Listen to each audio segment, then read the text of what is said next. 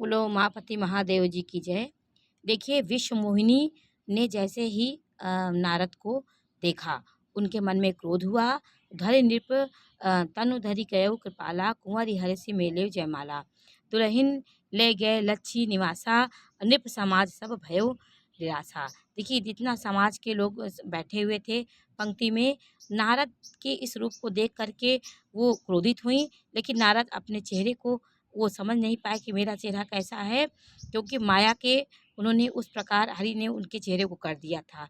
बार बार वो उचक रहे थे, बार बार छटपटा रहे थे कि हमको विश्व मोहिनी देख ले, लेकिन वो उसकी ओर नहीं देखी, क्योंकि इस प्रकार वो क्रोधित हो गई। इस प्रकार रूप देख करके शिव जी के गण मुस्कुरा रहे थे कि देखिए कैसे अपने मुंह में और उसमें अंधे हुए व्यक्ति का अपना समझ में नहीं आता मैं क्या कर रहा हूँ।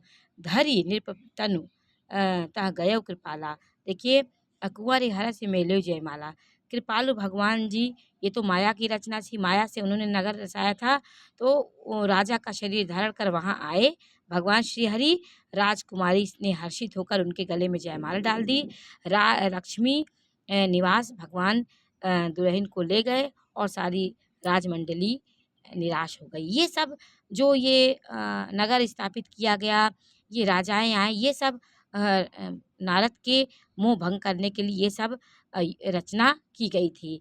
मुनि अति विकल मोहमति नाठी, मनि गिर गई छूट जनु गाठी। तब हर गण बोले मुस्काई, निज मुख मुकुर विलोकहु जाई। मोह के कारण मुनि की बुद्धि नष्ट हो गई थी, इससे वे राजकुमारी को देख रहे थे। बहुत ही विकल होने पर बहुत ही विकल हो गए, मानो गांठ से छूटकर मणि गिर गई हो। तब शिव जी के गणों ने मुस्कुराकर कहा, जाकर दर्पण में अपना मुंह देखो।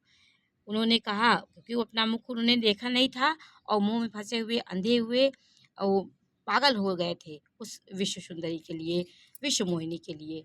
देखिए जब सब लोगों ने कहा, उनके शिव जी के गण तो आए थे, सारी चीज़ें वो देख रहे थे। उन्होंने कहा दर्पण में अपना मुंह देखो। अस कही दो भागे भय भारी, बदन दीख मुनि बारी निहारी। वेश विलोकी क्रोध अति बाढ़ा, और तिनहि सराप दीन अति गाढ़ा। ऐसा कहकर वे दोनों बहुत भयभीत होकर भागे। मुनि ने जल में झांक कर अपना मुंह देखा। अपना मुंह देखकर उनका क्रोध आया, बहुत क्रोध आया। उन्होंने शिव जी के उस गणों को अत्यंत कठोर श्राप दिया, क्योंकि सब हंसी कर रहे थे।